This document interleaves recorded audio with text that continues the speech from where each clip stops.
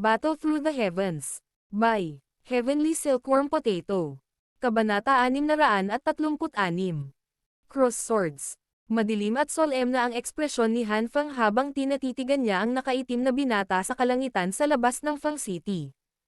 Ang kanyang puso ay hindi sinasadya. Talagang hindi niya inaasahan na ang taong naging sanhi ng kahit na ang Sea Heart Flame na matakot ay ang taong ito. Habang tumitibok ang kanyang puso, nakaramdam din ng pagdududa si Han Feng. Bagamat kontrolado ni Xiaoyan ang Green Lotus Core Flame, ang rangkang ng apoy na ito sa Heavenly Flame rangkang ay nasa likod ng Sea Heart Flame. Paano ito magiging sanhi ng pagkatakot sa Sea Heart Flame? Ang ganitong sitwasyon ay hindi nangyari 2 taon na ang nakakaraan. Ano ba talaga ang nangyari sa brat na ito nitong nakaraang 2 taon? Walang tigil na kumikislap ang mga mata ni Han Feng. Malabo niyang hulaan na ang gayong pagbabago ay dapat na may kaugnayan sa pagkawala ni Xiaoyan nitong nakaraang 2 taon. Hihihi. Hindi kita nakita sa loob ng 2 taon, ngunit talagang hindi inaasahan na lalo kang naging kahanga-hanga. Pabago-bago ang ekspresyon ni Xiaoyan habang nakatitig kay Han Feng sa langit bago siya ngumiti at sinabing, "Maswerte kang napanatili ang iyong buhay noon. Siguro kung magkakaroon ka ng ganoong swerte ngayon." Ngumiti si Han Feng na may matinding galit sa harap ng mga salita ni Xiaoyan na malinaw na nakakasakit. Sinabi niya, "Ang yabang na brat. Noon, naglakas loob kang makipagtalo sa akin dahil humiram ka ng lakas. Ano ang dapat ipagmalaki? Dapat nasa loob ng katawan mo ang matandang iyon na hindi mamamatay." Sa pananaw ni Han Feng na maihahambing sa isang elite na Daozang, natural na may naramdaman siya noong hiniram ni Xiaoyan ang lakas ni Yao Lao noon. Gayunpaman, hindi siya nagkaroon ng oras upang mag-abala tungkol dito dahil napipilitan siya ng oras. Matapos huminahon sa loob ng 2 taon na ito, ang biglaang pagtaas ng lakas ni Xiaoyan, at ang medyo pamilyar na spiritual strength ay mabilis na nagbigay ng sagot kay Han Feng. Ngayon, gagamitin ko ang sarili kong lakas para tumulong sa paglilinis ng bahay para sa guro. Nakangiting sagot ni Xiaoyan. May kakapalan ang kanyang ngiti na punong-puno ng layuning pagpatay na hindi itinatago. "Natatakot ako na hindi ka kwalipikado, Junior." Malamig na tumawa si Han Feng. Si Xiaoyan ay kasalukuyang buhay pa. Sa pagkakataong iyon, alam ni Han Feng na maaaring hindi na niya maitago ang dahilan ng pagkamatay ni Yao Lao. Kaya naman, wala siyang tinatago nang magsalita siya. Bukod dito, may pinaplano pa siyang mas mabangis sa kaibuturan ng kanyang puso. Maaaring namatay si Yao Lao, ngunit isang espiritual na anyo ang nanatili. Ang malagim at mahiwagang organisasyong iyon ay nagtataglay ng napakalaking interes para sa mga ganitong uri ng makapangyarihang espiritual na katawan. Hanggat ipinakalat niya ang balitang ito, natural na pupunta at hahanapin siya ng mahiwagang organisasyong iyon. Sa oras na iyon, si Xiaoyan ay dadaan sa isang sitwasyon kung saan ang kanyang buhay ay walang tigil na hinahabol. Si Han Feng ay may ilang koneksyon sa mahiwagang organisasyong iyon na dalubhasa sa pagkuha ng mga espiritual na katawan sa kontinente. Ang pagpatay niya kay Yao Lao noon ay nagtagumpay lamang dahil sa kanilang partisipasyon. Kung hindi magiging posible para sa kanya na magtagumpay ng mag-isa dahil sa pinakamataas na lakas ni Yao Lao noon kahit na nagkaroon siya ng pagkakataong atakihin si Yao Lao habang siya ay hindi nakabantay. Dao Zun. Paanong ang tinatawag na legendary class elite na ito ay isang walang laman na pangalan? Ang address na inilabas ni Han Feng mula sa kanyang bibig ay naging sanhi din ng bahagyang pagkagulat ng mga eksperto sa magkabilang panig ng kalangitan. Ilang sandali pa bago napunta sa kanilang dalawa ang kakaibang tingin nila. Ang guro ni Han Feng noon ay si Yao Zunzi, si Yao Chen, na kilala sa buong kontinente noon.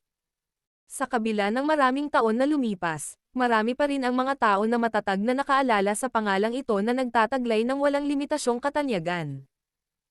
Mula sa anyo ng address na ginamit ni Han Feng, tila ang Xiaoyan na ito ay talagang disipulo ni Yao Zunzi. Gayunpaman, hindi ba usap-usapan na namatay si Yao Zunje?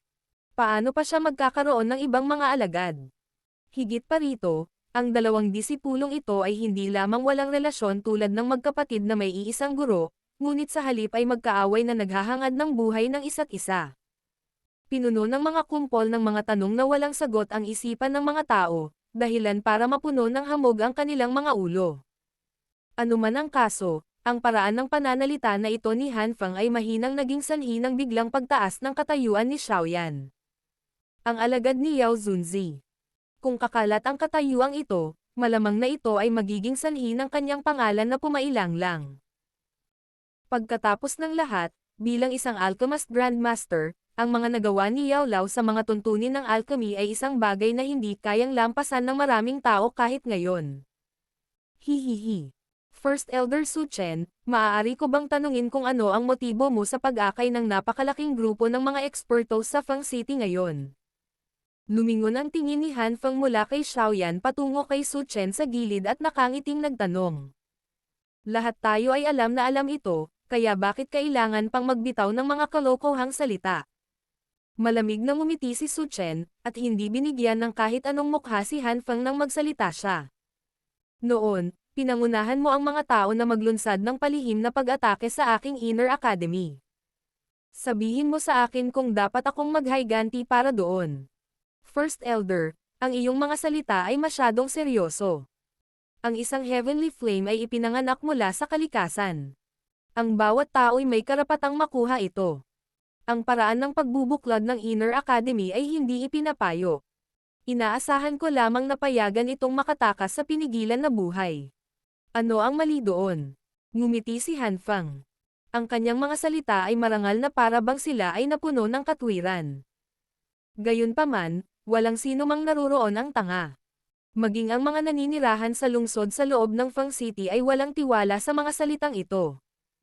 Ang salitang katwiran ay hindi umiral sa Black Corner region. Ang mga benepisyo lamang sa sarili ang maghahari. Walang pakialam na sumulyap si Su Chen kay Han Feng at sinabing, "Hindi ako makikipagtalo sa iyo. Isang bagay lang ang hinahangad ko pagdating ngayon." Ano ito? Buwagin ang Black Alliance. Nagsalita si Su Chen sa mahinahong paraan. Sa kasalukuyan, ang Black Alliance ay karaniwang ang pinakamalakas na alyansa sa Black Corner region. Bukod dito, ang alyansang ito ay madalas na tinitingnan ang Jianan Academy na may masamang hangarin. Sa loob ng 2 taon na ito, ang Black Alliance ay naging isang tinak sa puso ni Su Chen. Kung hindi niya ito tatanggalin, ang tinak na ito ay magdudulot sa kanya ng pagkabalisa kapag siya ay natutulog at kumakain. Ang ngiti sa mukha ni Han Feng ay unti-unting binawi habang siya ay tumawa at umiiling. Simula kailan naging napaka-childish ng First Elder?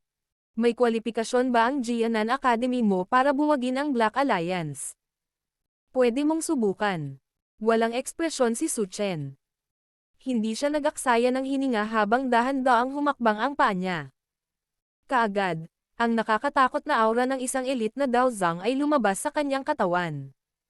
Tulad ng isang makapal na ulap, tinapon nito ang lahat ng mga eksperto sa loob ng Black Corner region.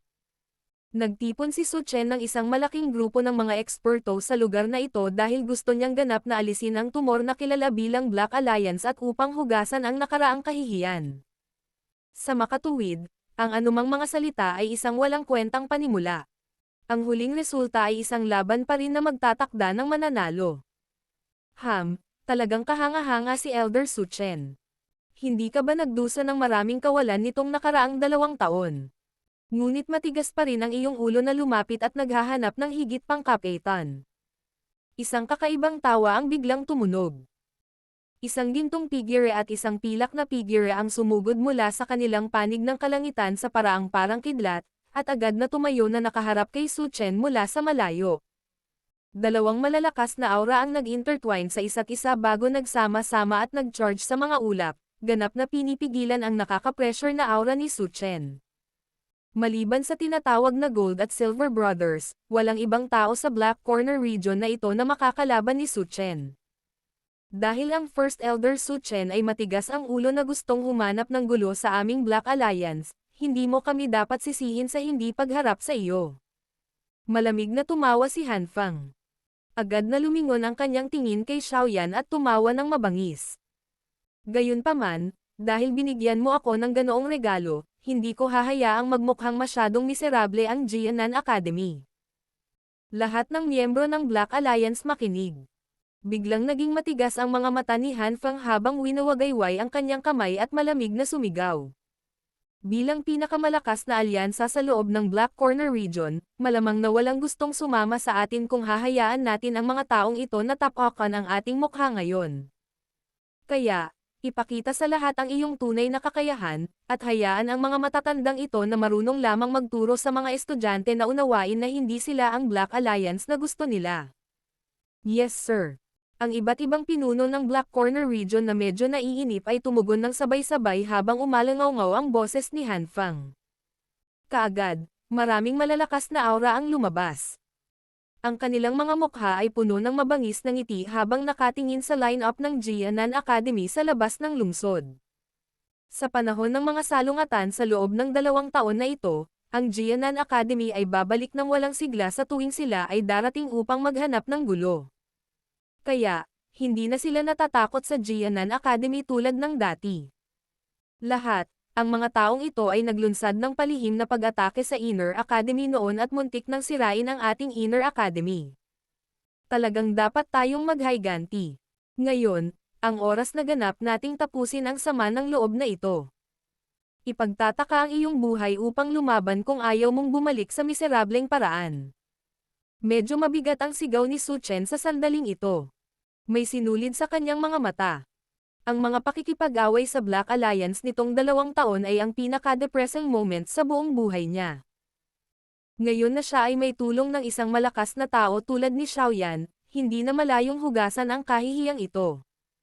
Ang mga mukha ng mga eksperto mula sa Inner Academy ay agad na namula nang marinig nila ang sigaw ni Su Chen. Ang kawalang siglang pakiramdam na naramdaman nila sa kanilang mga puso ay hindi mas mahina kaysa sa naramdaman ni Su Chen. Bagamat maraming maliliit na paulit-ulit na aksyon sa loob ng Black Corner Region, walang nangahas na pukawin ang Jianan Academy sa ganitong paraan. Gayunpaman, pagkatapos nilang makaranas ng mga pagkalugi sa loob ng 2 taon na ito, ang mga taong ito mula sa Black Corner Region ay naging mas mayabang. Ngayon, hindi talaga nila sineseryoso ang Inner Academy. Ito ay talagang isang uri ng kahihiyan para sa mga mula sa Inner Academy. Maraming malalakas na aura ang kumalat. Kahit na ang mga individual na aura ng mga eksperto mula sa Inner Academy ay mas mahina kaysa sa Black Alliance, mas malaki sila sa bilang. Kaya, magkatulad ang magkabilang panig sa mga tuntunin ng labanan sa pagitan ng mga aura. Xiaoyan, ipauubaya ko sa iyo si Han Fang. Siya ay isang napaka-kritikal na figure. Kapag naalis ka na niya, malamang na maimpluwensyahan niya ang tagumpay o pagkatalo ng laban. Kaya, kailangan mo siyang ipagpaliban hanggang sa matalo ko ang Gold at Silver Brothers. Lumingon si Su Chen at seryosong nagsalita kay Xiaoyan. Sa makatuwid, ang iyong kahalagahan ay isang bagay na hindi kayang ihambing ng sinuman. Bagaman hindi ako magyayabang at sasabihin sa iyo na papatayin ko siya, kahit papaano, hindi siya magkakaroon ng oras na makialam sa kahit saan pa. Masisiguro ko sa iyo sa puntong ito. Bahagyang ngumiti si Xiaoyan at nagsalita. Mabuti iyan. Kung ang ating Inner Academy ay muling atres ng malungkot sa labanan ngayon ay nasa iyo ang lahat. Nakahinga ng maluwag si Su Chen. Malinaw niyang naunawaan na dahil sa karakter ni Xiaoyan, tiyak na hindi niya sasabihin ang mga ganoong salita kung wala siyang tiwala. Bahagyang ngumiti si Xiaoyan at tumango. Itinaas niya ang kanyang ulo at dahan-daang itinoon ang kanyang tingin kay Han Fang sa kalangitan ng lungsod. Bahagyang gumalaw ang kanyang bibig at isang boses na tanging naririnig lang nilang dalawa ang ipinadala sa sobrang lambot at mahinang paraan. Kukunin ko ang Heavenly Flame sa loob ng iyong katawan. Medyo nanginginig ang mga kilay ni Han Fang. Isang bisyo ang bumungad sa kanyang mga mata. Dahan-dahan niyang itinaas ang kanyang kamay at itinutok ito kay Xiaoyan mula sa malayo bago ito kinuyang bigla. Junior, kahit anong mangyari, hindi ka aalis sa lugar na ito ngayon. Isang mabangis na ngiti ang nakapaloob sa sulok ng bibig ni Han Fang. Agad niyang iniling ang kanyang ulo at isang mahinang boses ang umalangaw-ngaw sa langit. Ito ay ganap na naging sanhi ng pagkabalisa na hinihila ng mga espada na kapaligiran na sumabog. Patayin sila. Huwag magpakita ng anumang awa. Battle through the heavens. Kabanata 637. Fire Lotus Bottle. Ang nag-aalalang hanging hinihila ng mga espada ay biglang sumabog kasunod ng boses ni Han Fang. Ang Gold-Silver Brothers ang unang lumipat. Ang makapangyarihang Dao Qi ay pinagsama at ang dalawang figure ng tao ay tila pinagsama habang sila ay naging isang sinag ng liwanag na pumutok ng paputok patungo kay Su Chen. Ang kanilang mga katawan ay gumuhit sa kalangitan habang ang mga alon ng mababa at malalim na sonic boom ay ibinubuga. Ang dalawang matandang ito ang pinakamalakas sa magulong Black Corner region na ito. Natural, mayroon silang kakayahan na hindi maihahambing sa mga ordinaryong tao. Ang ganitong momentum ay maihahambing sa isang ordinaryong Daozang. Malamig na tumawa si Su Chen nang makita niyang may malinaw na target ang Gold at Silver Brothers. Sa loob ng 2 taon na ito, nakipag-away siya sa 2 taong ito nang hindi bababa sa 10 beses. Bagaman ang dalawa sa kanila ay maaaring umasa sa kanilang napakahusay na pakikipagtulungan upang labanan siya, ito ay pansamantalang bagay lamang. May tiwala siya na hanggat walang nakikialam sa gitna ng laban, tiyak na matatapos niya ang 2 matandang ito. Ang medyo nangungunot na kamay ni Su Chen ay nakalabas mula sa kanyang manggas. Ang kanyang tingin ay muling ibinaon kay Xiaoyan habang nagsasalita siya sa malalim na boses. Iiwan ko si Han Fang sa iyo. Pagkatapos sabihin ang mga salitang iyon, ang kanyang katawan ay nanginginig at nag-transform sa isang umaagos na liwanag na pumutok. Sa wakas, nabangga nito ang Gold-Silver Brothers sa harap ng hindi mabilang na mga tingin. Ang ripple na agad na sumabog ay naging isang alon na mabilis na kumalat mula sa punto ng kontak. Ang 3 figure ng tao ay nag-cross lamang sa isa't isa nang sila ay naging malabo na nakikitang mga figure sa gitna ng maraming humaharurot na tunog ng hangin na sunod-sunod na lumitaw. Mabilis na sumabog ang matinding banggaan ng Dao Qi, na tila mga paputok na maganda, ngunit puno ng panganib. Ang mga aura ng mga eksperto mula sa magkabilang panig ay ganap na kinaladkad palabas sa sandaling nabangga ni Su Chen ang magkapatid na Gold-Silver. Pagkaraan ng ilang sandali, maraming figure na nakabalot sa ilalim ng malakas na Dao Qi ang naging light ray na bumaril sa ilalim ng galit na biglang sumabog. Sa wakas, nag-transform sila sa isang meteor shower na bumangga sa isang putok sa harap ng hindi mabilang na bilang ng maiinit na mga tingin sa ibaba. Mayroong ilang ekspertong dawwang sa mga eksperto mula sa Black Corner region. Sa kabilang banda, mas kaunti ang mga dawwang sa panig ng Inner Academy. Upang harapin ang mga labis na elite na dawwang na iyon, 3 ekspertong dawwang bawat dawwang ang kailangan upang mapigil ang mga ito. Ang pagkakaunawaan at pagtutulungan ng mga elder na ito mula sa Inner Academy ay medyo maganda. Kaya naman, sa pamamagitan ng kanilang pagtutulungan, nagawa nilang pigilan ang mga dawwang hanggang sa hindi makaalis ang mga dawwang kahit na hindi nila sila matalo. Ikalawang kapatid, mag-ingat ka. Dahan-daang nagpakawala ng hininga si Xiaoyan habang pinagmamasdan ang enerhiyang mga paputok na ibinubuga sa lahat ng direksyon. Ibinaling niya ang kanyang ulo upang harapin si Xiaoli na kanina pananatili sa kanyang katahimikan at mahinang nagsalita.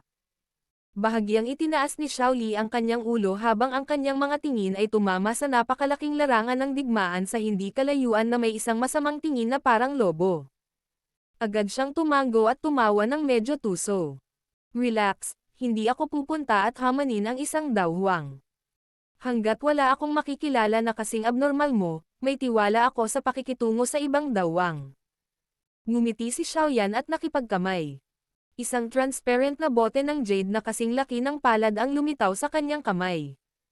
May parang buhay na berdeng apoy na nakabitin sa loob ng bote ng jade. Hinawakan ng daliri ni Xiaoyan ang bote ng jade bago ito isinuot kay Xiaoli nang hindi nag-iiwan ng anumang bakas. Marahan niyang sinabi, maaari mong ibuhos ang Dao Qi at mabilis na ihagis ito kung makatagpo ka ng mahirap na kalaban. Ito ba? Natanggap ito ni Xiaoli nang napakabilis at nagtanong na may walang kibo na mukha. Ginamit ko ang Heavenly Flames pagkatapos pagsamahin ang mga ito upang lumikha ng isang maliit na sukat na Angry Buddha Lotus Flame. Pinangalanan ko itong Fire Lotus Bottle. Bagamat ang pagsabog na nilikha ay hindi magkakaroon ng uri ng kapangyarihan ng isang tunay na Angry Buddha Lotus Flame, tiyak na magiging kapaki-pakinabang ito sa mga kritikal na sandali. Sa kasamaang palad, napakahirap na likhain ito, kung hindi, maaari kong likhain ito. Napasabugan ang isang dawang hanggang sa mabugbog siya kung sakaling makatagpo ka ng isa. Madilim na tumawa si Xiaoyan. Ang bagay na ito ay isang bagay na hindi niya sinasadyang naisip. Kung ito ay sa nakaraan, malamang na hindi ito magagawa ni Xiaoyan kahit na siya ay bugbugin hanggang mamatay. Bukod dito, ang bagay na ito ay maaaring mapanatili sa loob ng 3 araw dahil sa pangangailangan para sa enerhiya upang mapanatili ito.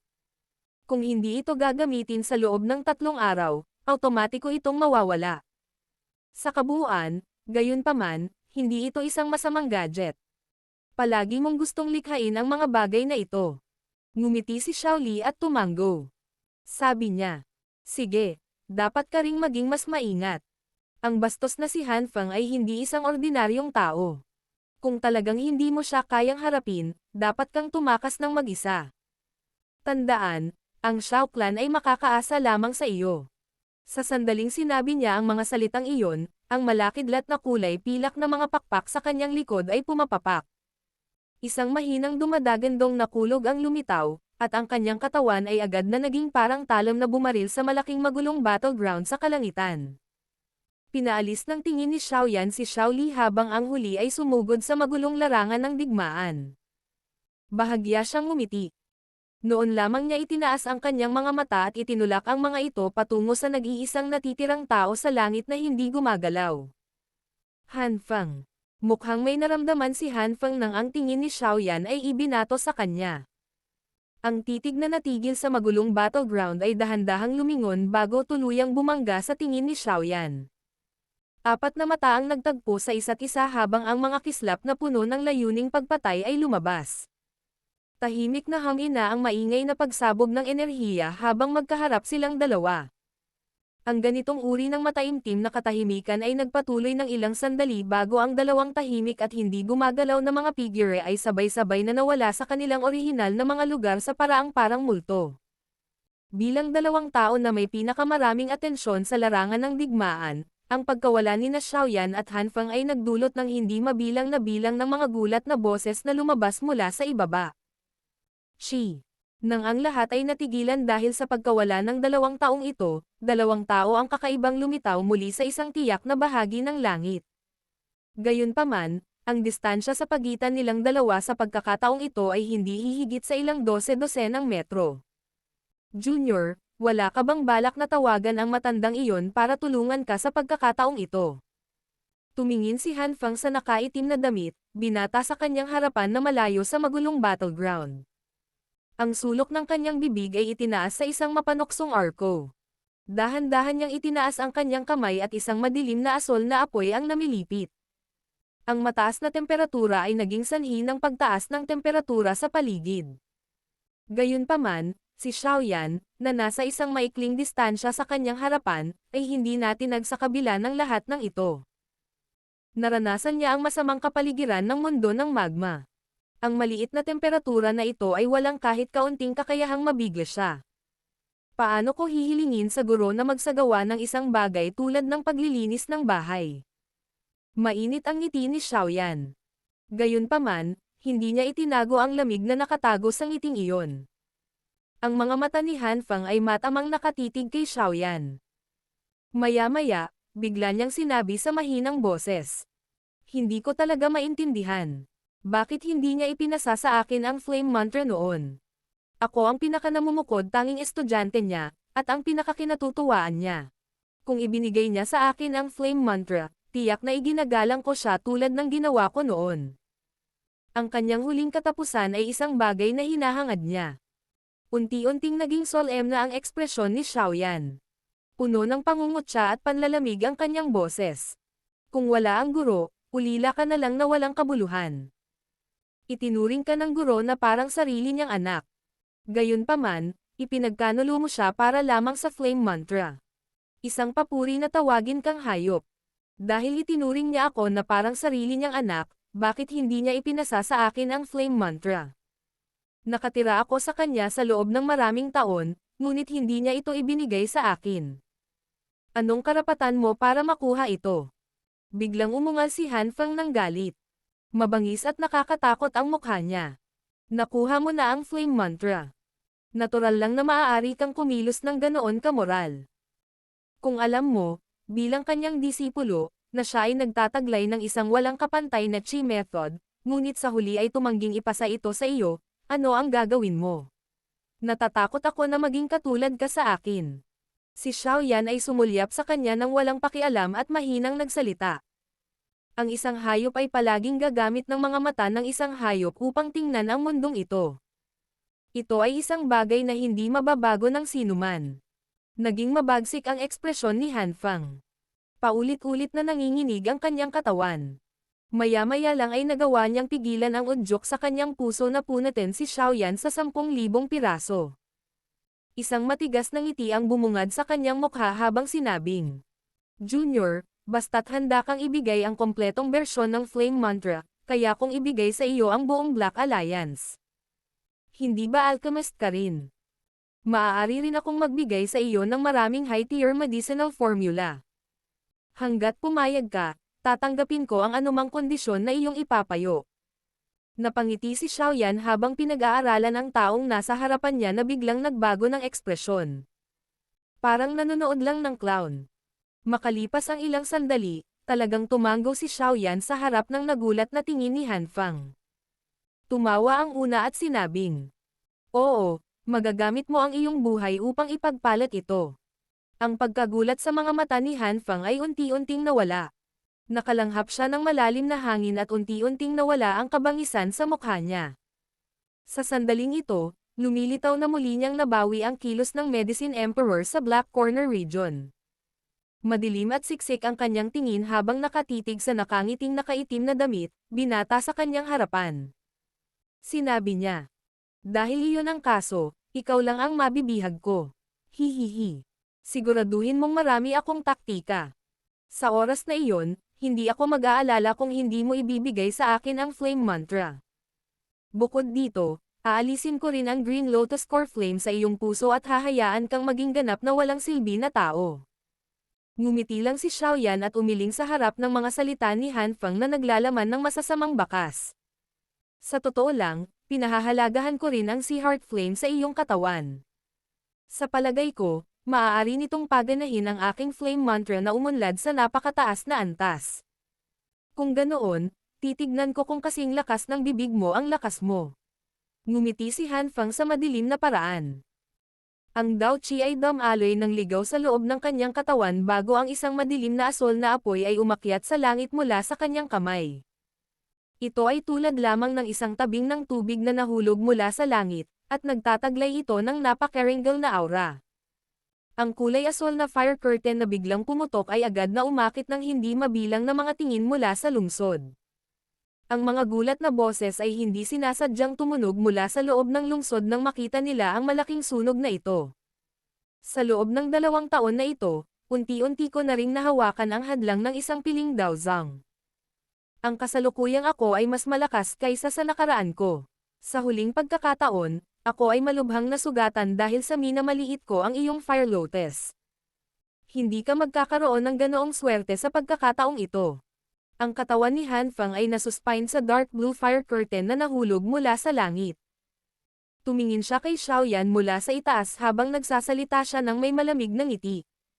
Dahan-daang iwinagayway ni Xiao Yan ang kanyang manggas habang itinaas ang kanyang ulo upang tingnan ang malaking kurtina ng apoy na malalim na asol. Isang jade green na apoy ang nagsimulang bumangon mula sa kanyang katawan bago pumulupot sa kanyang buong katawan. Isang dark jade green na apoy. Biglang nanliit ang mga mata ni Han Feng nang makita niyang lumilitaw ang madilim na berdeng apoy. Malinaw niyang naalala na ang Green Lotus Core Flame noon ay hindi ganito ang kulay. Biglang nagbago ang ekspresyon ni Han Feng habang nagmumuni-muni habang nakakaramdam ng kawalan sa loob ng kanyang puso. Bigla niyang inangat ang ulo niya kaya nagulat siya. Nakita niya ang kanyang malalim na asol na kurtina ng apoy, na nahulog mula sa langit, na tila nakaramdam ng isang uri ng malakas na presensya habang ito ay mabilis na naging tamad. Natigilan si Han Feng nang maramdaman niyang medyo matamlay ang Sea Heart Flame. Kitang-kita niya ang takot na ibinubuga mula sa apoy. Napangiti si Xiaoyan nang pagmasdan niya ang fire curtain na biglang naging matamlay. Ang isang maliit na butil ng dark green na apoy ay dahan-dahang bumangon sa kanyang daliri habang nagsasalita siya ng mahinang tumawa. Senior, mukhang medyo natatakot ang heavenly flame mo sa heavenly flame ko. Battle through the heavens. Kabanata 638. Pag-aaway sa iisang guro. Ikaw. Binago mo ang iyong heavenly flame. Ang mga mata ni Han Fang ay matamang tumitig sa madilim na berdeng apoy na namimilipit sa katawan ni Xiaoyan. Bagamat ang uri ng apoy na iyon ay hindi hayagang nagpapakita ng napakapangit na aura, malabo pa ring maramdaman ni Han Fang kung gaano nakakatakot ang madilim na berdeng apoy na iyon sa pamamagitan ng pag-asa sa kanyang napakatalas na espiritual na pagdama. Napangiti si Xiaoyan sa mukha ng gulat na ekspresyon ni Han Fang. Isang tipak ng madilim na berdeng apoy ang malikot na tumatakbo sa dulo ng kanyang mga daliri na parang isang espiritu. Paminsan-minsan, ang espasyo ay bahagyang baluktot kapag dumaan ang buntot ng wisp.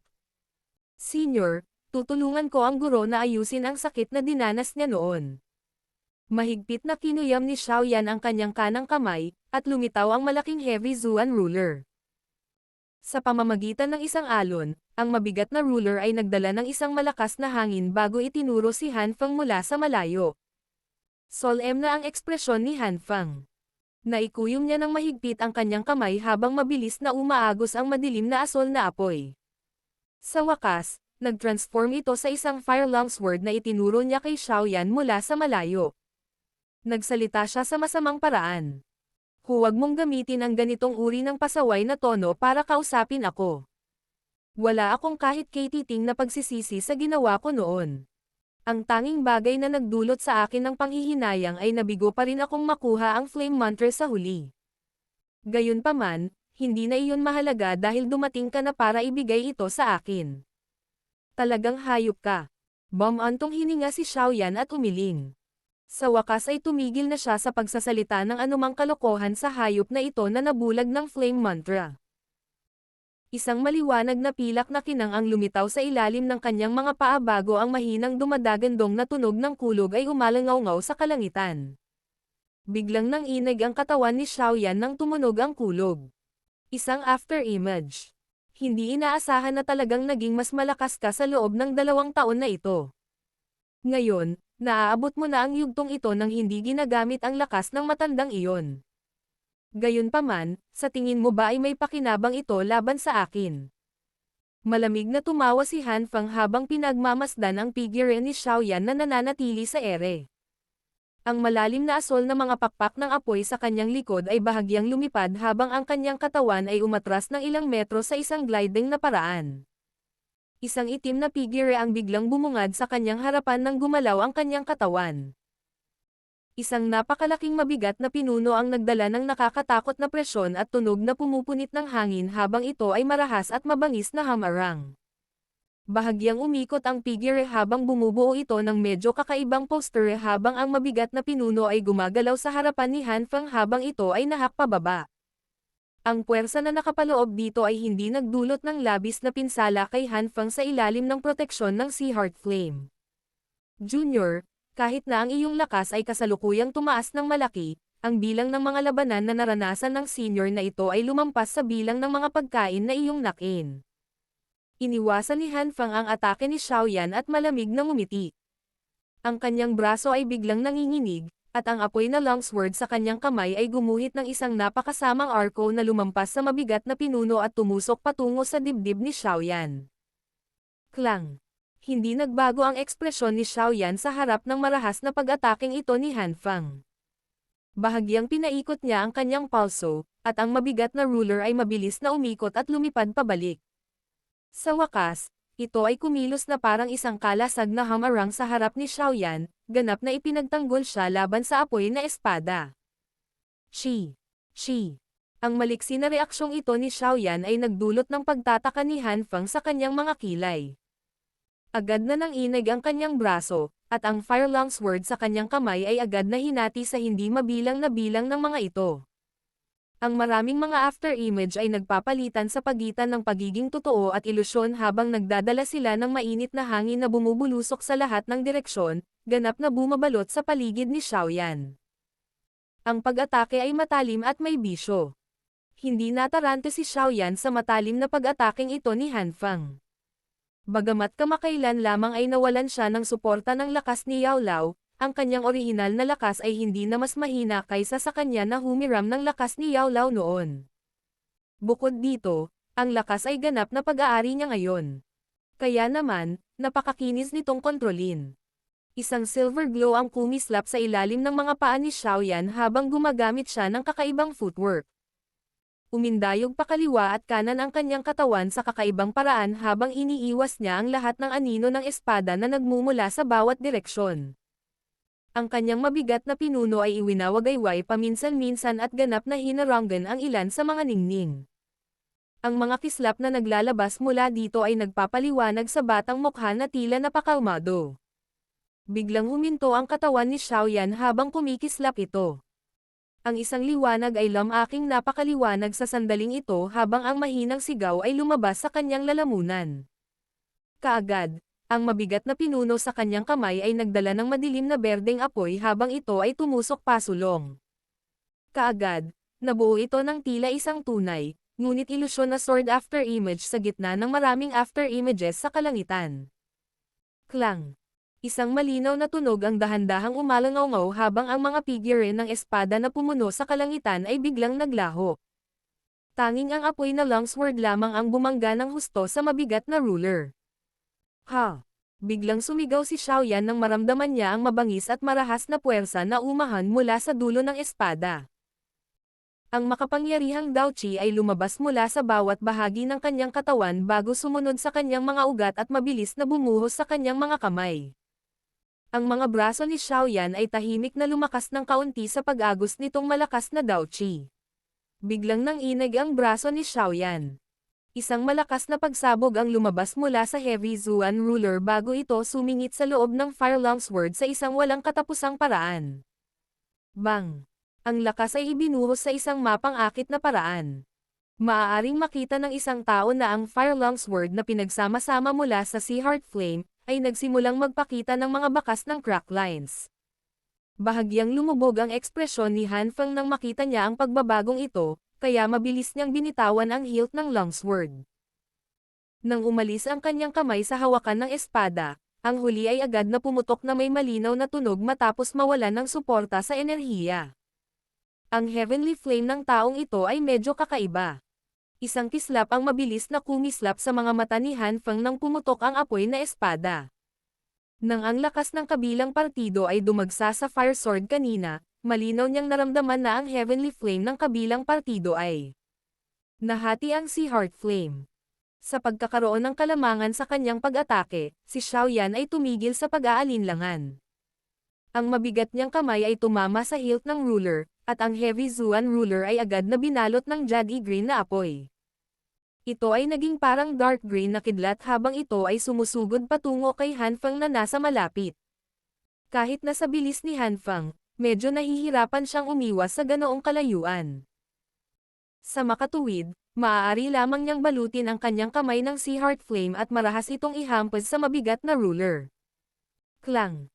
Isang malinaw na tunog ng bakal ang agad na napabuga ng hamampas ang kanyang kamay sa mabigat na ruler. Lumakas ang puwersa bago pinaalis ang mabigat na pinuno.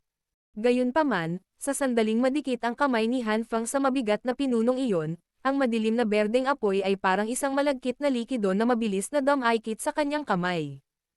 Habang sinusunog ng berdeng apoy, ang Sea Heart Flame na iyon ay nagsimulang maging payat sa bilis na nakikita ng mata. Ang ilang pagkabalisa sa wakas ay bumangon sa puso ni Han Feng habang pinapanood niya ang lalong payat na Sea Heart Flame. Mula sa ganoong kalapit na pakikipag-ugnayan, natitiyak na niya na ang Heavenly Flame na ginamit ni Xiaoyan sa pagkakataong ito ay talagang hindi ang Green Lotus Core Flame mula noon.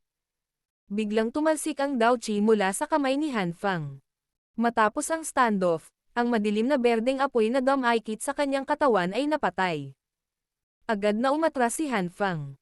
Seryoso ang kanyang ekspresyon habang nakatitig sa mainit na ngiti ng binata na nakasuot ng itim. Ang taong ito ay naging mas estranghero at mas mahirap pakitunguhan pagkatapos ng 2 taon na hindi nagkita. Ang sorpresa ay sumilay sa mukha ni Xiaoyan nang makita niyang si Han Feng ay hindi gumugol ng maraming pagsisikap upang makatakas sa madilim na berdeng apoy. Ang taong ito ay talagang tulad ng inilarawan ni Yao Lao. Siya ay may napakahusay na talento kapwa sa mga tuntunin ng alchemy at pagsasanay. Bagamat mas lumakas si Xiaoyan sa loob ng 2 taon na ito, kitang-kita na ang lakas ng taong ito ay tumaas ng husto. At saka, baka talaga gaya ng sinabi niya. Nahawakan na ng kasalukuyang Han Feng ang hadlang ng isang elite na Daozang. Marahil, maaaring makapasok siya sa napakalakas na klaseng iyon balang araw. Ang isang tao na maaaring makaakit ng mata ng matandang iyon upang tanggapin bilang isang mag-aaral ay talagang hindi karaniwan. Minamaliit kita kanina. Ibinaba ni Han Feng ang kanyang ulo upang pag-aralan ang kanyang medyo sunog na itim na kamay. Napabuntong hininga siya at umiling bago dahan-daang huminga ng hangin. Inangat niya ang kanyang ulo at tinitigan ng masama si Xiaoyan. Sa isang malamig na ngiti, sinabi niya. Bagaman ang iyong lakas ay lumago ng husto sa loob ng 2 taon na ito, hindi ko rin sinayang sa pagkakataong ito. Nagbago ang selyo sa kamay ni Han Feng nang tumunog ang kanyang boses. Kaagad, isang maringal na Daoqi ang sumabog na lumabas sa kanyang katawan. Ang lakas ng Daoqi na ito ay higit na lumampas sa isang ordinaryong elite pick na Daohuang. Ito ay kahit na umabot sa antas kung saan ang isa ay nakapasok na sa klase ng Daozang. Ang biglaang paglitaw ng napakalakas na Daoqi ay naging sanhi ng pagiging tahimik sa magulong battleground sa hindi kalayuan. Maraming gulat na mga tingin ang ibinato. Bukod dito, ang mga titig na ito ay agad na nasa sabik nang huminto sila sa katawan ni Han Feng. Ang taong ito, talagang pumasok sa klase ng Daozang Ha. Hindi alintana kung ang isa ay isang eksperto sa Inner Academy o ang isa ay isang dalubhasa mula sa Black Corner region, pakiramdam ng lahat ay napuno ng pagkabigla ang kanilang mga puso habang pinapanood nila ang gulo-gulong buhok ni Han Feng na pumutok habang ang kanyang maringal na aura ay lumalabas. Halos walang nakakita kay Han Feng na lumaban sa loob ng ilang taon na ito. Kaya naman, walang nakakaalam na ang taong ito ay hindi namamalayan na umabot sa yugtong ito. Ang nanginginig na Daoqi na biglang sumabog ay naging sanhi ng pagkapurol ni Su Chen pati na rin sa Gold-Silver Brothers. 3 pares ng mga mata ang sumunod sa pinanggalingan ng pagsabog ng Daoqi at tumingin sa ibabaw. Napuno agad ng iba't ibang emosyon ang bawat mata nila. Ang taong ito ay talagang napakaplano. Kahit na hindi namin alam na naabot na niya ang yugtong iyon. Nagpalitan ng tingin ang Gold-Silver Brothers sa isa't isa. May hindi sinasadyang inggit sa kanilang mga mata. Huminto silang dalawa sa tuktok ng klase ng Daohuang sa loob ng halos 10 taon, ngunit hindi sila umabant kahit kaunti mula noon. Si Han Feng, sa kabilang banda, ay talagang nagsiwalat ng mga senyales ng paghakbang sa mas mataas na antas sa loob ng wala pang 5 taon. Ang ganoong bilis ay nagdulot sa kanila ng hindi sinasadyang pagkainggit sa kanilang mga puso. Ang puso ni Su Chen ay unti-unting lumubog nang matuklasan niya na ang pinagmulan ng Daoqi ay si Han Feng. Kung talagang humakbang ng kalahating talampakan si Han Feng sa klase ng Daozang, ang kanyang lakas sa pakikipaglaban ay malamang natataas ng ilang beses. Kung gagamitin niya ang kanyang Heavenly Flame, kahit si Su Chen ay kailangang umamin na maaaring mahirapan siyang talunin siya, lalo na si Xiaoyan. Sa orihinal, umaasa si Su Chen na mapipigilan ni Xiaoyan si Han Feng. Sa hitsura ng kasalukuyang sitwasyon, ang lahat ay malamang na masira. Kapag nagawang palayain ni Han Feng ang kanyang sarili at sumali sa Gold at Silver Brothers, kahit siya ay matatalo. Kung ganoon, ang Inner Academy ay maaaring talagang magdusa ng matinding pinsala at kamatayan sa pagkakataong ito. Isang mahinang malungkot na buntong hininga ang pinakawalan ni Su Chen. Agad niyang pinilit ang sarili na maging alerto. Ngayon, maaari na lamang niyang ilagay ang kanyang pag-asa sa munting lalaking iyon na madalas na gumagawa ng mga himala. Ang lahat ng iba pa niyang alalahanin ay hindi makakatulong. Munting kapwa, maaari mo pa bang harangan si Han Feng sa pagkakataong ito? Inilipat ni Su Chen ang kanyang tingin, at mahinang bumulong habang nakatingin sa binata na nakasuot ng itim na hindi nakikita ang ekspresyon. Battle Through the Heavens. Kabanata 639. Han Feng na may kalahating hakbang sa Daozang class. Unti-unting naging solemn na ang mukha ni Xiaoyan habang pinagmamasdan ang Mar-Angel na Dao Qi na biglang lumabas sa katawan ni Han Feng. Talagang hindi niya inaasahan na ang taong ito ay gumawa ng kalahating hakbang sa klase ng Daozang sa loob ng nakaraang 2 taon.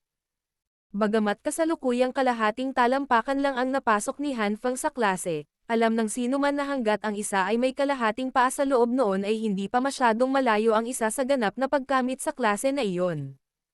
Ang kalahating talampakang ito ay magbibigay daan din kay Han Feng na lumampas sa isang ordinaryong rurok na eksperto sa Dao Huang. Idinagdag ang pakikipagtulungan sa kanyang Sea Heart Flame, malamang na ang kanyang lakas sa pakikipaglaban ay tunay na kayang makipagbalikat sa isang tunay na piling tao na Daozang. Sa kabila ng malaking pagtaas sa kasalukuyang lakas ni Xiaoyan, nagtataglay pa rin siya ng matinding pressure kapag nahaharap sa napakalakas na lakas ng pakikipaglaban.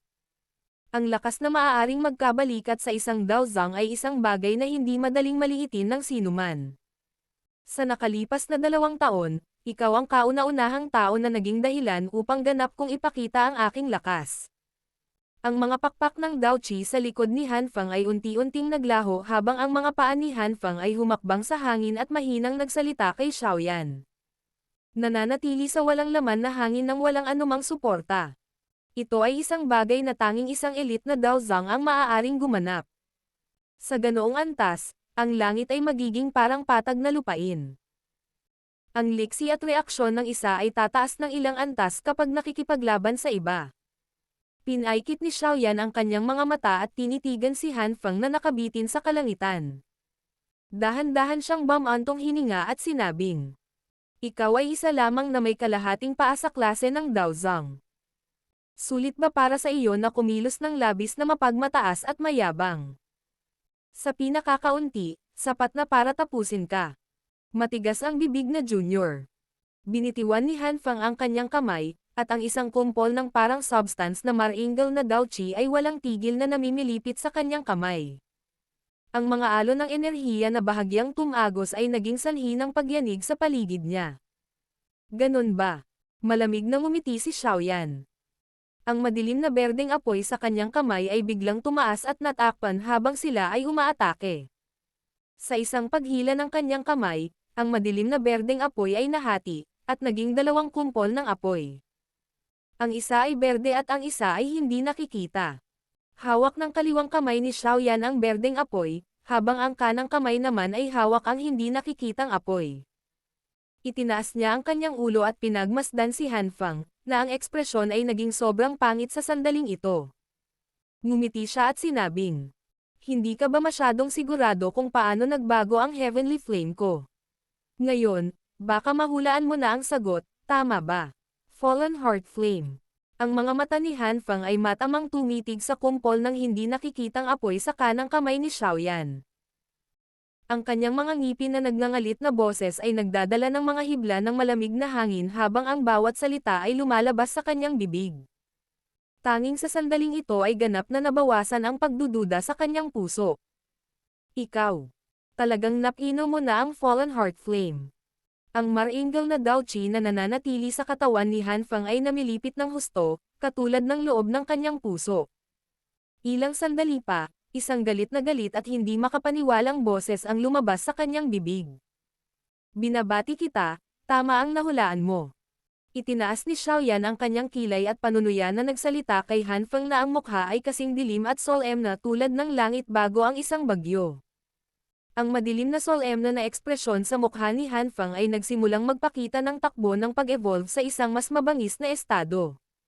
Napaka hindi inaasahan. Talagang hindi inaasahan na hindi ka pinatay ng Fallen Heart Flame, ngunit pinahintulutan ka rin na makamit ang isang mahusay na deal. Ang Jade Green na apoy mo na iyon ay talagang ang pagsasanib ng Green Lotus Core Flame at Fallen Heart Flame. Hindi nakaptoteka. Hindi nakaptoteka na may kakayahan itong hatiin ang Sea Heart Flame ko. Ang madilim, solemn na boses ni Han Feng ay nagdala ng malakas na pagdiin sa Dao Qi habang binalot nito si Xiaoyan. Ang flame mantra ay talagang isang magandang bagay. Hihihi. Muli mo akong pinahintulutan na makilala ang halaga nito. Kaya naman, gagamitin ko ang lahat ng paraan, patas man o masama para makuha ito. Mabangis na sumayaw ang mga kamay ni Han Feng habang ang isang kabaliwan ay bahagyang lumitaw sa kanyang mukha. Gayunpaman, paano kung nagtataglay ka ng dalawang uri ng Heavenly Flames? Nagtataglay ka ba ng kakayahang ganap na kontrolin ang kanilang lakas? Ang lakas ko ay higit pa sa iyo. Hanggat matatalo kita, ang Flame Mantra, Green Lotus Core Flame, Fallen Heart Flame, lahat sila ay magiging akin. Tanga. Natatakot ako na wala kang kakayahan. Isang arko ang itinaas sa sulok ng bibig ni Xiaoyan. Isang nakakatuwang ngiti ang lumitaw sa kanyang mga mata habang bahagyang umiling. Dahan-dahan niyang itinaas ang kanang kamay at itinutok kay Han Feng. Ang hindi nakikitang apoy ay agad na nagsimulang tumulo. Ang katawan ng baliw na nakaharap kay Han Feng sa hindi kalayuan ay biglang nanginag habang ang ripple ng invisible na apoy ay lalong tumitindi. Ang maringal na Dao Qi sa kanyang katawan ay mabilis na naging magulo. Sa wakas ay dahan-dahan itong nakabawi pagkatapos ng ilang pagpikit. Hinawakan niya ang kanyang dibdib, at tumingin kay Xiaoyan sa madilim na paraan. Summon ng Heart Flame.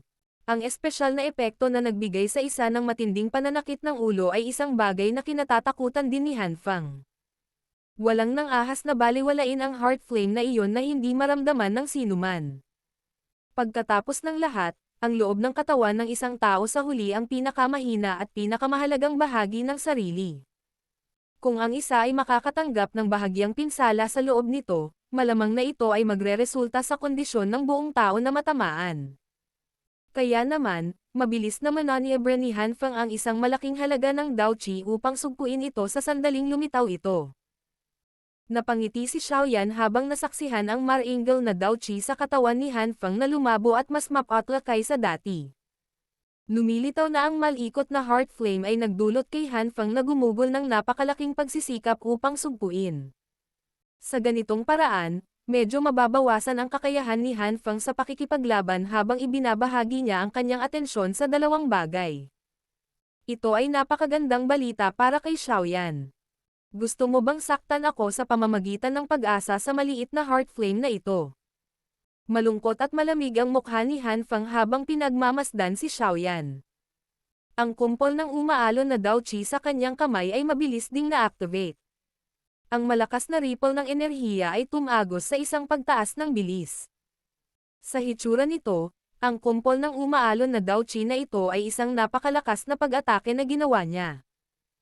Naramdaman din ni Xiaoyan itong lalong ligaw, marahas na kumpol ng Dao Qi. Agad niyang ikinuyom ang kanyang kamao at isang puwersa ng pagsipsip ang lumabas, sinipsip sa kanyang kamay ang heavy Zuan ruler, na nababalot ng dark green na apoy na nakabitin sa hangin. Nagpakawala siya ng malalim na hininga, at ang Dao Qi sa loob ng kanyang katawan ay kinukuha na rin sa sandaling ito.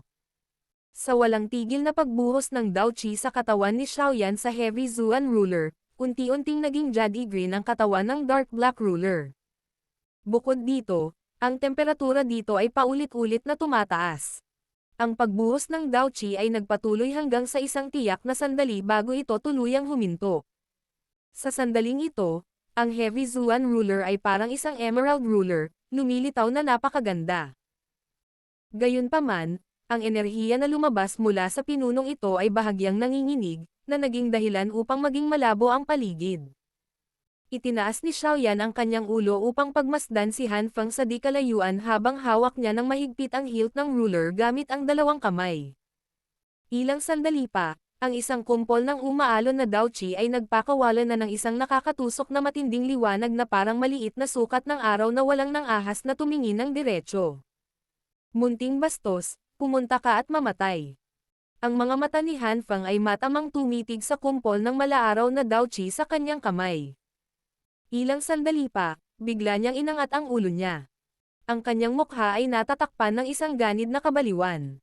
Sa isang malupit na sigaw, ang kumpol ng maringal na malaaraw na Dao Qi ay bumaril ng paputok kay Xiaoyan. Radiant Seal. Isang nakakasilaw na liwanag ang bumungad sa kalangitan. Ang liwanag ay bahagyang nagsiwalat ng isang malaking palad na tila isang araw na bumabagsak mula sa langit habang ito ay may dalang nakakatakot na enerhiya na naging sanhi ng pagtindig ng mga balahibo ng isang tao. Flame-splitting tsunami. Ang mala emerald na heavy Zuan ruler ay itinaas sa itaas ng ulo ni Xiaoyan. Ilang sandali pa ay biglang bumagsak ang magkabilang braso niya sa sobrang lakas. 100 talampakang emerald energy glow ang bumaril ng paputok mula sa dulo ng ruler. Ang tindig na iyon ay parang gustong hatiin ang lupa. Nakakatakot ang momentum nito. Ang dalawang sobrang nakakatakot na enerhiya ay nag-zoom sa kalangitan na parang kidlat. Sa wakas, naging parang dalawang meteorite sila nang marahas silang nagbanggaan sa harap ng hindi mabilang na bilang ng mga nakakagulat na titig. Bang! Sa sandaling sila ay nagkaugnay, isang nakakatakot na malakas na alon ng enerhiyang kulog ang nagsimulang magundyok ng isang alon ng enerhiya na kumalat sa buong kalangitan, na parang isang mabagyong dagat. Natahimik ang buong paligid sa sandaling ito. Ang umuugong na mga alon ng enerhiya ay nakakasira ng lupa.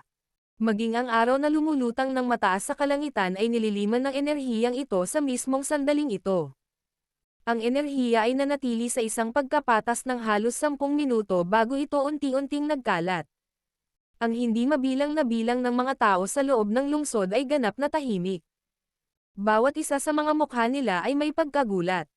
Kung ang pagsabog mula sa dalawang pag-atake ay nangyari sa lungsod, malamang na ang Feng City na ito ay naging patag na lupain sa napakaikling panahon. Ang ganitong uri ng nakakatakot na mapangwasak na puwersa ay isang bagay na bihirang makita kahit na sa panahon ng mapagpasyang labanan sa pagitan ng Picdao Huang. Ang alon ng enerhiya na kumalat sa kalangitan ay dahan-daang nagkalat. Dahan-dahang nahayag ang dalawang katawan sa langit. Si Han Feng sa sandaling ito ay medyo mas mahusay. Bagamat magulo ang kanyang buhok at medyo nagmamadali ang kanyang paghinga, hindi naman siya gaanong napinsala sa backlash ng enerhiya.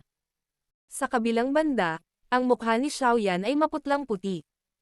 Maging ang kanyang paghinga ay naging mas mahina sa banggaan na ito. Kung titingnan ang agwat sa pagitan ng dalawa, kitang-kita na si Han Feng ang nangibabaw sa banggaan na ito. Hahaha. Junior, mukhang hindi kasing tigas ng bibig mo ang lakas mo. Bakit? Pagod na ang iyong Daochi sa simula pa lang. Mukhang na-overestimate ka talaga ng senior na ito. Nagulat din si Han Feng nang makita niya ang maputlang mukha ni Xiaoyan. Hindi niya napigil ang tumawa ng malakas. Napatingin si Xiaoyan kay Han Feng na tumatawa ng malakas na nakataas ang ulo. Bahagyang napakunot ang sulok ng kanyang bibig habang nagsasalita ng may mahinang ngiti. Hindi ba masyadong maaga para maging masaya ka? Isang malamig na tawa ang ipinakita ni Han Feng na puno ng paghamak nang marinig niyang matigas pa rin ang bibig ni Xiaoyan. Kitang-kita niya na mas hamina ang aura ng kabilang partido. Maliwanag, nakatanggap siya ng medyo malubhang pinsala mula sa banggaan kanina. Gayunpaman, hindi nagtagal ang ngiti sa kanyang mukha nang tumigas ito kasunod ng sumunod na pagkilos ni Xiaoyan. Dahan-daang itinaas ni Xiaoyan ang kanyang kamay sa malayo. Unti-unting bumungad sa kanyang kamay ang isang malalim na berdeng liwanag. Ilang sandali pa, lumipad ang berdeng liwanag, at isang walang kamali-mali na emerald fire lotus na kasing laki ng palad ang agad na bumungad sa palad ni Xiaoyan. Ho! Nakakapagod pa rin ang Daochi sa paggawa ng bagay na ito. Tinitigan ni Xiaoyan ang mala emerald na apoy na lotus bago itinaas ang kanyang ulo at pinagtawanan si Han Feng, na biglang nanigas. Senior, 2 beses kang magdaranas ng parehong pagkawala. Mukhang na-overestimated din kita. Sa sandaling ito, ang ekspresyon ni Han Feng ay agad na naging sobrang pangit. Battle Through the Heavens. Kabanata 640. Emerald Fire Lotus. Ang Fire Lotus ay maaaring kasing laki lamang ng isang palad, ngunit mas nakakatakot ito sa mga mata ni Han Feng kaysa sa napakalaking ruler na kumikinang mula kanina na karaniwang sumasaklaw sa buong kalangitan. Ito ay dahil ang kapahamakan na bagay na ito ay halos magbuwis ng kanyang buhay 2 taon na ang nakakaraan. Ang kasalukuyang apoy ay hindi na ang berdeng puting kulay noon. Lalong gumanda ang buong mala emerald nitong kulay. Gayunpaman, naunawaan ni Han Feng na ang kasalukuyang lotus ng apoy na ito ay malamang na mas nakakatakot kaysa sa dati. Ang pinakamalakas na hugis ng Angry Buddha Lotus Flame sa nakaraan ay pinagsama mula sa Green Lotus Core Flame at ang Bone Chilling Flame. Dahil ang Bone Chilling Flame ay medyo mas mataas ang ranggo sa Heavenly Flame rank ang kumpara sa Fallen Heart Flame, tila ang kasalukuyang pagsasanib na ito ay mas mahina kaysa sa nakaraan mula sa isang tiyak na punto ng view. Gayunpaman, ang bone-chilling flame ay ang heavenly flame ni Yao Lao. Kahit na kaya itong kontrolin ni Xiaoyan, sa pangkalahatan ay imposible para sa kanya na maabot ang pagiging pamilyar niya sa Green Lotus Core Flame. Sa makatuwid, ang pagsasanib ng dalawang heavenly flames na iyon ay magkakaroon ng ilang salungatan. Bagamat ang ganitong uri ng salungatan ay mahirap madama sa ilalim ng pagsupil ng makapangyarihang espiritual na lakas ni Xiaoyan, malilimitahan pa rin nito ang ilan sa lakas ng Fire Lotus. Gayunpaman, ang mga bagay ay iba na ngayon. Ang Green Lotus Core Flame at ang Fallen Heart Flame ay ganap na pinino ni Xiaoyan. Ito ay mas makinis para sa kanya upang kontrolin ito. Noong ginamit ng kasalukuyang Xiaoyan ang dalawang uri ng apoy upang pagsamahin ang isang Angry Buddha Lotus Flame, ang pagkaubos ng kanyang Dao Qi o spiritual strength ay mas mababa kaysa dati. Bukod dito, hindi man lang nabawasan ang lakas. Bukod dito, sa pagsasalita mula sa isang tiyak na punto ng view, ang pagsasama ng dalawang uri ng apoy na ito nang walang anumang agwat ay naging sanhi ng lakas ng Angry Buddha Lotus Flame na umabot sa napakahusay na antas. Sa makatuwid, ang Fallen Heart Flame ay maaaring hindi maihahambing sa bone-chilling flame sa Heavenly Flame Rankang, ngunit ang lakas ng Angry Buddha Lotus Flame na nilikha ay hindi gaanong mas mahina kaysa noon. Malabo na mararamdaman ni Han Fang ang kasalukuyang lakas ng mala emerald na lotus na ito sa pamamagitan ng pag-asa sa kanyang namumukod tanging espiritual na lakas. Kaya naman, unti-unting dumidilim at mas solemn na ang kanyang ekspresyon. Naunawaan niya na muli siyang niloko ni Xiaoyan. Ang lakas ng Angry Buddha Lotus Flame ay maaaring napakahusay, ngunit nangangailangan ito ng maraming lakas upang magsama-sama. Kung maantala ang pagsasama sa panahong ito, natural na mabibigo ang Fire Lotus na matagumpay na magsanib. Gayunpaman, ginamit ni Xiaoyan ang banggaan sa pagitan ng flame-splitting tsunami at ng Radiant Seal kanina bilang pagkukunwari habang tahimik niyang tinapos ang pagsasanib ng Fire Lotus. Hindi nakapagtataka kung bakit naging mapatla ang kanyang ekspresyon pagkatapos ng pagkalat ng enerhiya. Hindi dahil nakatanggap siya ng backlash sa panahon ng banggaan, ngunit dahil pinagsama-sama niya ang Angry Buddha Lotus Flame. Nakangiti si Xiaoyan habang pinagmamasdan ang madilim at solemna na ekspresyon ni Han Fang. Ibinaba niya ang kanyang ulo upang pagmasdan ang dahan-daang umiikot na Emerald Fire Lotus sa itaas ng kanyang palad. Ang kanyang puso ay sumisikip at bahagyang humihikbi. Ito ang unang pagkakataon na lubos siyang umasa sa sarili niyang lakas para likhain itong malakihang malakas na lotus ng apoy mula nang likhain niya ang Angry Buddha Lotus Flame. Ang pinakamalakas na Angry Buddha Lotus Flame na anyo na ginamit niya sa nakaraan ay hindi lamang umasa sa suporta ng espiritual na lakas ni Yao Lao, ngunit kailangan ding humiram ng isang maliit na tipak ng bone-chilling flame upang ganap itong magamit. Ngayon, gayunpaman, dahan-dahang kinaladkad ni Xiaoyan ang apoy na lotus sa kanyang kamay. Isang nalulugod na arko ang itinaas mula sa sulok ng kanyang bibig. Lumilitaw na ang sakit na dinanas niya sa ilalim ng lupa sa loob ng 2 taon na ito ay nagbigay daan sa kanya upang makamit ang magandang resulta. Itinaas ni Xiaoyan ang kanyang ulo at pinagmasdan ang madilim at solemna na mukha ni Han Fang. Ngumiti siya at marahang pinitik ng daliri niya ang Fire Lotus. Ang huli ay dahan-daang lumabas.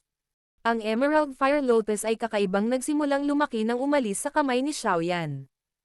Sa loob ng maikling pagpikit ng mata, lumawak ang malapalas nitong sukat hanggang sa humigit kumulang 5 talampakan ang lapad. Ang nagngangalit na madilim na berdeng apoy ay bumangon dito at pinatay ito tulad ng isang lotus platform na kinauupuan ni Buddha. Ito ay tila banal, at lihim na naglalaman ng nakakatakot na mapanirang lakas. Matapos lumawak ang Emerald Fire Lotus hanggang sa humigit kumulang 5 talampakan ang lapad, biglang nagiba-iba ang paligid. Maraming maitim na maliliit na litid ang kumalat sa kalangitan. Ang lakas na nakapaloob sa Fire Lotus ay talagang umabot sa nakakatakot na punto ng pagyanig ng espasyo. Napakaraming maliliit na itim na kulay na mga litid na paulit-ulit na lumitaw mula sa paligid habang pinagmamasdan ang dahan-daang pag-ikot ng apoy na lotus. Biglang nanliit ang mga mata ni Han Fang sa di kalayuan. Ang nakakatakot na mapangwasak na lakas na ito ay isang bagay na naging dahilan upang maging siya ay hindi mapalagay. Kung siya ay tinamaan ng pag-ataking ito, malamang na siya ay papatayin kaagad. Gago na munting kapwa. Marahas na itinikom ni Han Fang ang kanyang mga ngipin. Hindi siya naglakas loob na maliitin ito kahit kaunti. Isang mahina at malalim na dagandong ang biglang umalangaw mula sa kanyang lalamunan, at ang malalim na asol na apoy mula sa loob ng kanyang katawan ay sumabog ng walang tigil. Sa wakas, nag-transform ito sa isang malalim na asol na dagat ng apoy na humigit kumulang 70 hanggang 80 talampakan ang lapad. Ang kanyang katawan ay nasa gitna nitong dagat ng apoy. Nag-aapoy ang apoy sa kanyang paligid, naglalabas ng malakas na tunog ng mga alon ng karagatan na humahampas sa mga bato, na naging dahilan upang makaramdam ng kaunting pressure ang puso ng lahat. Ang pakiramdam na iyon ay parabang sila ay nag-iisa sa harap ng isang walang katapusang malaking dagat, dahilan upang ang mga tao ay hindi makakuha ng lakas ng loob na lumaban. Ang asol na apoy ay kumalat sa kalangitan at isang mataas na temperatura ang tumakip sa lugar. Ang ilan sa mga dalubhasang iyon na mas malakas ay medyo bumuti, ngunit para sa iba, pawis ang umuulan sa kanilang mga katawan.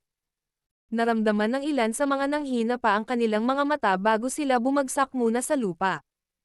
Isang heavenly flame ang nagtataglay ng nakakatakot na lakas upang baguhin ang kapaligiran. Totoong-totoo ang mga salitang ito.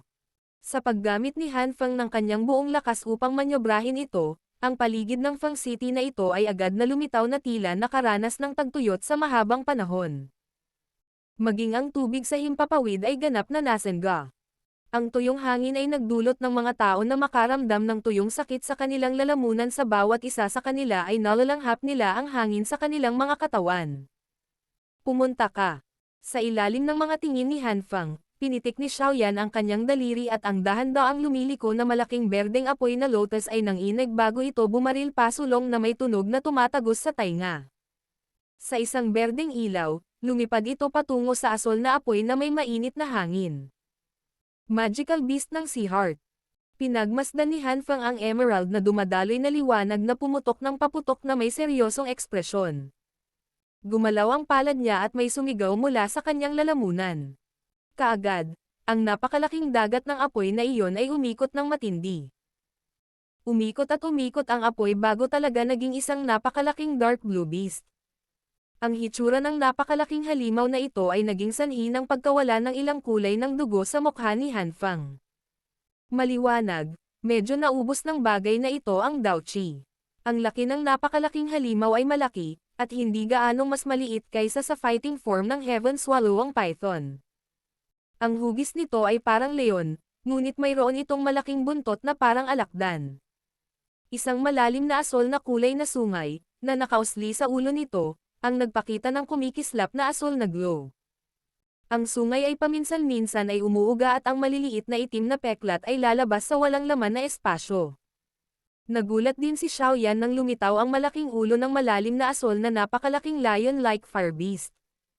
Hindi inaasahan na ang kontrol ni Han Fang sa Sea Heart Flame ay umabot na sa ganoong yugto sa 2 taon na hindi sila nagkita. Tinanong ni Xiaoyan ang kanyang sarili, at nalaman na malamang na kahit ang kasalukuyang siya ay mahihirapang gumamit ng Heavenly Flame para pagsamasamahin at bumuo ng ganoong komplikadong hugis ng hayop. Nagulat si Xiaoyan, ngunit ang Emerald Fire Lotus na nakalock na sa target nito ay hindi nag-atubili. Ito ay tila nag-teleport, at sa loob ng ilang pagkislap, ito ay isang maikling distansya mula sa Han Fang. Ang nakakatakot na hangin ay isang bagay na naging sanhi ng kahit na ang malalim na asol na dagat ng apoy ay kumalat sa buong kalangitan upang bumuo ng ilang mga alon. Ang ekspresyon ni Han Fang ay sobrang solemn na habang nakatitig sa malaking fire lotus na paparating sa kanya. Ang selyo sa kanyang kamay ay nagbago, at sa mahinang sigaw, ang malaking leon ng apoy, na pinagsama-sama mula sa kanyang sariling lakas, ay itinaas ang ulo nito at nagbuga ng isang malakas na dagandong na parang kulog. Ang 4 na paa nito ay agad na gumalaw nang ito ay naging malatangke, at walang takot na sumugod patungo sa apoy na lotus. Agad na tinakpan ang distansya ng dalawa. Kaagad, ang dalawang nakakatakot na enerhiya, na sapat na upang sunugin ang mga bundok at pakuluan ang mga dagat, ay nagbanggaan ng isang putok, tulad ng mga bulalakaw, sa harap ng tensyonado na pag-iisip ni Han Feng at Xiaoyan. Bang! Sandaling natahimik ang buong kalangitan nang magbanggaan ang dalawa. Kaagad, ang natural na enerhiya ay nagsimulang maging marahas. Ang maraming kulay na enerhiya ay lumipad sa buong kalangitan. Sa isang sulyap, tila sila ay mabilis na tumatakas sa lugar kung saan nangyari ang banggaan. Ang biglaang pag-aalsa ng enerhiya sa lugar ay naging sanhi din ng lahat ng mga eksperto sa kalangitan na biglang tumigil sa kanilang mga aksyon.